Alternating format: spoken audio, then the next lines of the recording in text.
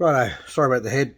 I haven't had a chance to do my makeup yet this morning, but today we're going to have a little chat about the brake light switch issue on Y62 Patrols. It is when you put these aftermarket lights on. Oh, excuse the dent, hail damage. Aftermarket lights on because your kids tell you that the OEM lights on these are ugly, so they buy you these for Christmas. But for whatever reason, they come with non-LED lamps. And back in those days, no one actually told you that that was an issue. So you wait till your car doesn't start one day, which mine didn't, which is a bit embarrassing. And then this is what you need to do. This is the switch that goes bung. So, right in under here, it is this one right there. So I'm just going to set the camera down, see if we can't actually, this is quite difficult with the phone, but anyway, right, to get it out, all you do is you grab it and twist it anti-clockwise, and then it just slots out. It should be hanging down here somewhere. Let it go, here it is. So it hangs down, then you can just push that little thing in there and unplug it, which is not too bad. And then, like 62 owners, you carry a spare one. Hope there's nothing bad in here. Here we go. Righto. This is the part you carry, stop light switch. I just got it off eBay. I think it was only 50 bucks or something. I think I bought a genuine Nissan one just to see if they were identical, because sometimes the eBay ones, they'll write genuine Nissan and everything on it, and they won't be Nissan. So I'll just quickly get the packet open.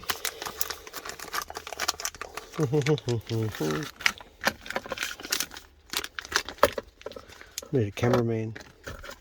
Rightio. Oh, that's different. Maybe I've taken the wrong one out. Oh, that's pretty funny. I just unplugged the wrong switch.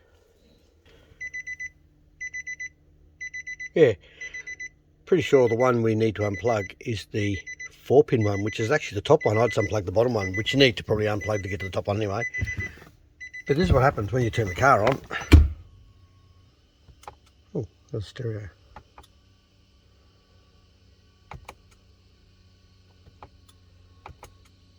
Right, car's turned off. Oh, what little dumb stuff it's doing. Right, I'm pushing the button. Wow, warning brake. So I go to start the car with the stereo off. Oh wow, that's amusing. Right here, I should have bothered to take the time and have a look at the voltage gauge. It even says the battery's flat. Wow, it doesn't like that. Maybe I got a flat battery. Wow. How coincidental is that? I've just come down to play with that, and I haven't used the car for about a week. No, I've got a flat battery. Well, there you go. Lucky for me.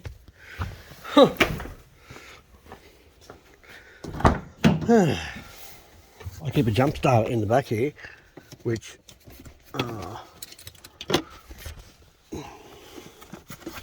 is probably flat, because every time the kids use it, they don't plug it back in. Well, I keep one of these, which is meant to start a V8 Patrol, so we'll see. No good without leads.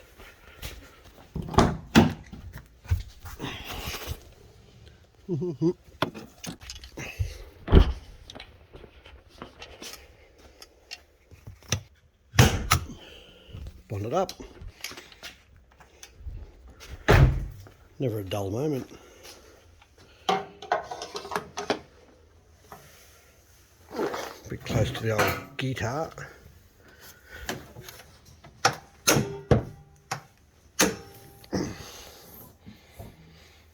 Righto, what's going on here?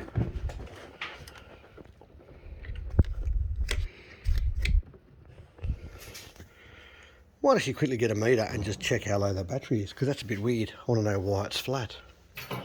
Oh, unless my fridge and stuff's turned on. Oh, get a reflection off that. What's the fridge battery say? 12. But that shouldn't be connected. That's only connected through the DC-DC charger. I'll be back. Rightio.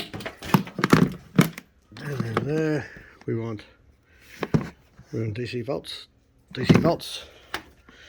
Once again, this is pretty hard to do without my cameraman. I'll teach you how to use the camera dog. What are you doing? What's underneath there? That's food. Stay out of it, mate. It's already eaten a bag of bread mix in the last couple of days out of my camper. Oh, look at that. 8.2, something's draining the battery. Oh. Sort of annoyed me a bit when this all went down, actually. When my car was in a Nissan, like, they were looking for their problem with the transfer case and they didn't have a clue because they're pretty clueless with these things. They disconnected the solar panel because they decided that was my issue, which it wasn't, of course.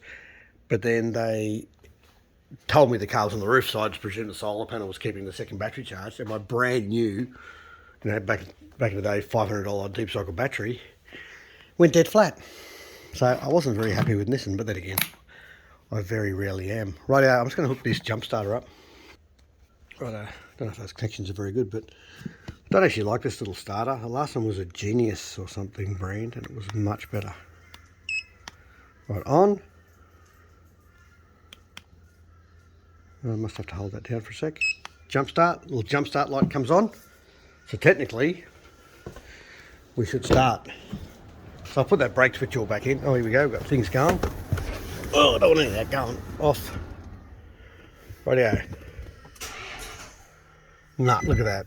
What a crappy little...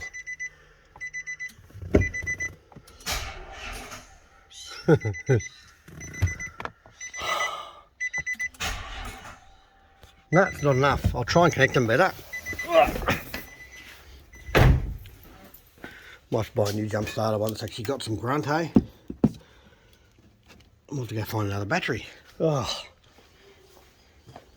Bloody, bleeding, bloody. Rightio.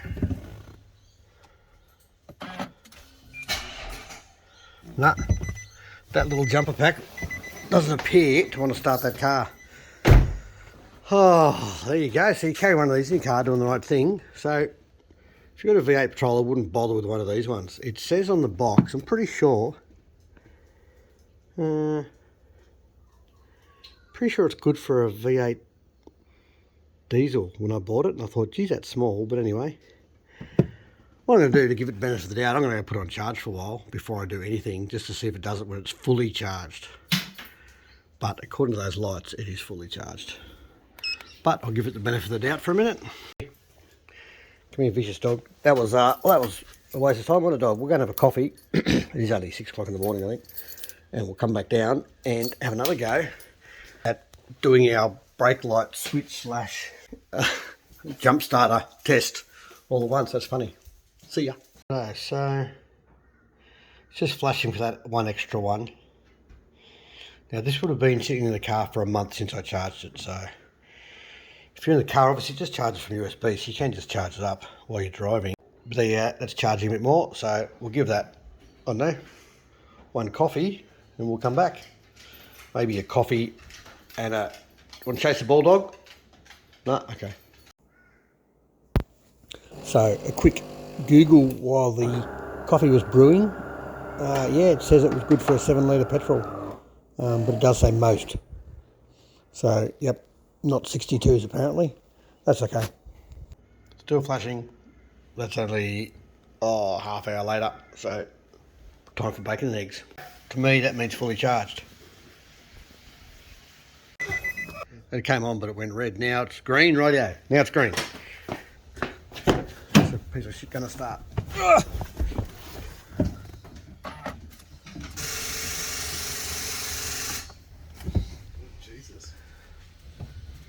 Apparently not. The tail light's like flickering hardcore. Yeah. Can you try and just hold those terminals on better? The dogs upstairs, are they? I don't know where Aki went. They look good? Yeah.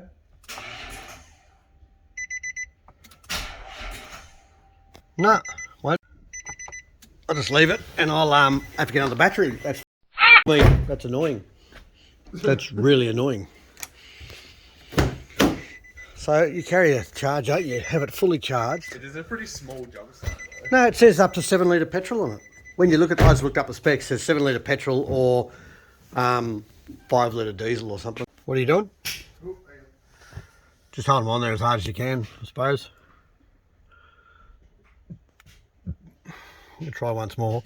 So this is the second of those. The first one I got didn't work at all, and I had to take it back. So the first time the car had a flat battery, not this car, another car. You right? Yeah. I had to take it back and get one under warranty, so it's already the second one.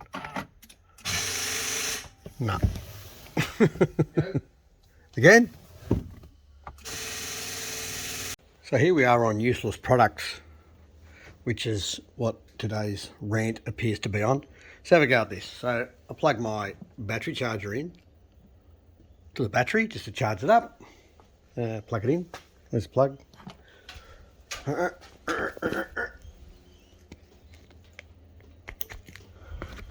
Plug it in. All the lights come on. Go, oh yeah, lights all work. Then it goes. Don't make a liar out of me. Oh, it's going bulk, rightio. So I just plugged in a minute ago and it came straight up to fault. And the reason it went to fault is because the battery voltage was down at like 9 volts. So this goes into fault. So what you have to do then, I had to plug the jump starter into it as well, just to temporarily bring the voltage up enough for this not to show a fault. So once again, you know, I've had that for a few years, but whenever your battery's below about 10 volts, it just doesn't work. So it won't work on flat batteries. What's the use of a battery charger that doesn't work on flat batteries? It's about as useful as a jumper pack that says it does 7 litre petrols that doesn't. I'm having a good day. Anyway, that's working now. So that's what happens. If you put it on, it goes into fault because the battery's too low. You just find another battery to hook up temporarily, or in this case I just hooked the jump start up just to tell that the battery's not that buggered, and then it actually fires up. So I'm going to run this battery now. This battery, I'll give it a good charge, like even probably for the whole day, and just see how it goes, because this battery's August 18, but it's only been flattened once that I know of. But while it was Nissan, I think they were pretty slack, and yeah, because I'd start it, move it, start it, move it, start it, move it. It never really had a run, and it was there for 10 weeks. So I don't think that did the battery much good. Anyway, that's another long story that's been covered in a previous rant. Righto, I'll see how it goes later. And then I can get back to my brake switch story. That's better. That sounds good. See, if this was a G60, you'd just get the crank handle out and you'd be underway. That's it, bud. Swing on. Swing on. 4 hours later, still on bulk. Ah well, see if she starts. Nah, didn't start the car. Battery only reads not enough volts.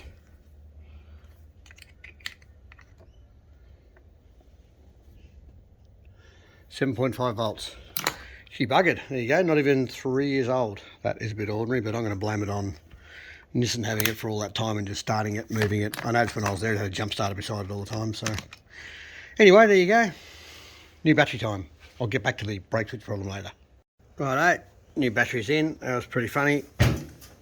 I will write the date on it somewhere so I remember in case it goes bunga. It's got 2 or 3 year warranty, this one. So this is a AGM dual forcing, uses deep cycle or cranking. Yeah, apparently it's pretty good. We'll see. Funny part is, those threads there are bloody Imperial. So you have to go find some Imperial nuts. Like, who has Imperial? So it must be like 516 UNC or whatever instead of M8, which is really dumb and annoying. But anyway, she's right. But they are a handy little post to connect the winch to, so works out well. Right, one other go. See if she starts this time. All this just to have a look at a brake light switch. Bloody hell. Ah!